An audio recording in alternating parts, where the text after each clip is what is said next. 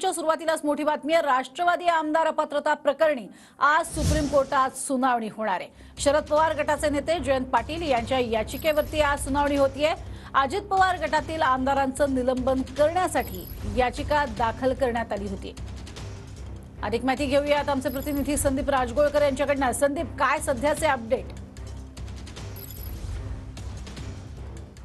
ज्याप्रमाणे शिवसेनेच्या आमदारांचं अपात्रता प्रकरण सुप्रीम कोर्टामध्ये प्रज्ञा पोहोचलं होतं, तसंच हे राष्ट्रवादी काँग्रेसमधलं प्रकरण देखील सुप्रीम कोर्टामध्ये पोहोचलेलं आहे। जयंत पाटील यांनी जी याचिका दाखल केली होती त्या याचिकेवर मागच्या वेळेला जेव्हा सुनावणी झाली होती त्यावेळेला सुप्रीम कोर्टाने 31 जानेवारीपर्यंत याबाबत निर्णय घ्या असे निर्देश जे आहेत ते विधानसभा अध्यक्ष राहुल नार्वेकर यांना दिले होते। मात्र आज प्रकरण जे आहे ते कोर्टामध्ये लागलेलं आहे। 4 नंबरचं हे प्रकरण आहे, 1 नंबर कोर्ट असणार आहे।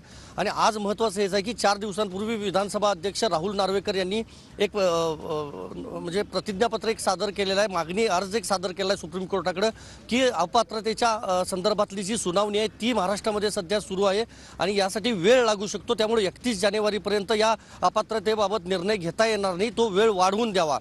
त्यामुळे सुप्रीम कोर्ट आज वेळ वाढवून देतं का बघावं लागेल। शिवसेनेच्या आमदारांच्या अपात्रता प्रकरणामध्ये विधानसभा अध्यक्षांवर ताशेरे ओढले होते सुप्रीम कोर्टानं, त्यामुळे राष्ट्रवादी काँग्रेसबाबत आज सुप्रीम कोर्ट काही निर्देश देतं का हे बघावं लागेल। वेळ वाढवून दिला जातो की 31 जानेवारीच्या आतच सुनावणी पूर्ण करून निर्णय द्या असं म्हणतं कोर्ट, हे बघणं महत्त्वाचं असणार आहे। नक्कीच, धन्यवाद संदीप या संपूर्ण सविस्तर माहितीसाठी।